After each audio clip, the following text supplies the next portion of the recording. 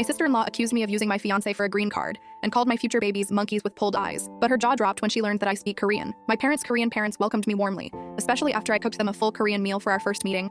I'd lived in Seoul for 3 years as a teenager when my dad worked at the French embassy, so I spoke fluent Korean and understood the culture. Helen, married to David's older brother Paul, immediately had a problem with me. At that first dinner, she made comments like, "I mean, it's just fried chicken. Her kind makes it all the time. And she probably won't last, so why bother being nice?" The comments escalated over 4 years, waiting for her green card to divorce you. Can you imagine what their kids would look like? Monkeys with pulled eyes? She's only with him for the money. The family has mandatory Saturday lunches where Helen would always sit next to me, making comments just quiet enough that others might not hear clearly. Last month was my brother-in-law Tom's fiancée Sarah's bachelorette party. Sarah's become like a sister to me and asked me to be her maid of honor. My mother-in-law, trying to keep peace, asked if Helen could be in the wedding party. Sarah, being an angel, agreed. We hosted the bachelorette dinner at my house. Halfway through, I noticed Helen was missing. I found her in my bedroom closet, going through a box of personal letters and photos from David's and my dating years. "What are you doing?" She jumped, dropping everything. "Nothing, just looking for the bathroom." The bathroom is across the hall. That's my closet. She had my passport in her hand, my French passport, the one that clearly shows I don't need David for a green card because I have dual citizenship. I'm already an American citizen through my mother, who was born in Louisiana. "You're American?" she said, staring at the passport. "My mother's from New Orleans. I've been a citizen since birth. Not that it's any of your business why I'm in my own closet." She pushed past me and rejoined the party. 20 minutes later, as we're discussing babies, Helen announced, "Can you imagine a monkey with pulled eyes?" She's probably just waiting for her green card to divorce David. The alcohol and 4 years of rage erupted. "I'm an American citizen, you ignorant racist. My mother was born here. But even if I wasn't, what kind of pathetic person spends 4 years harassing someone for their race?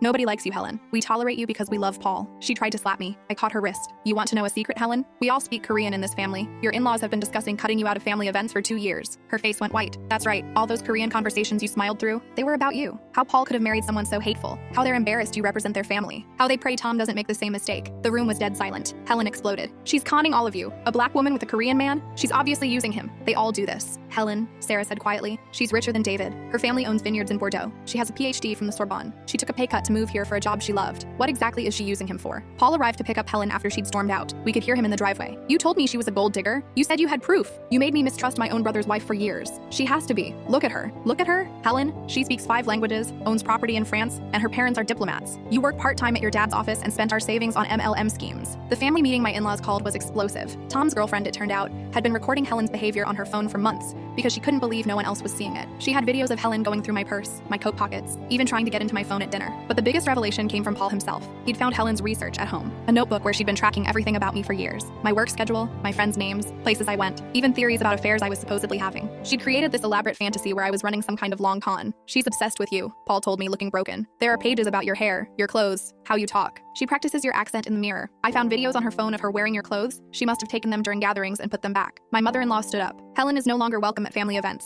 Paul, you're our son and we love you, but your wife needs professional help."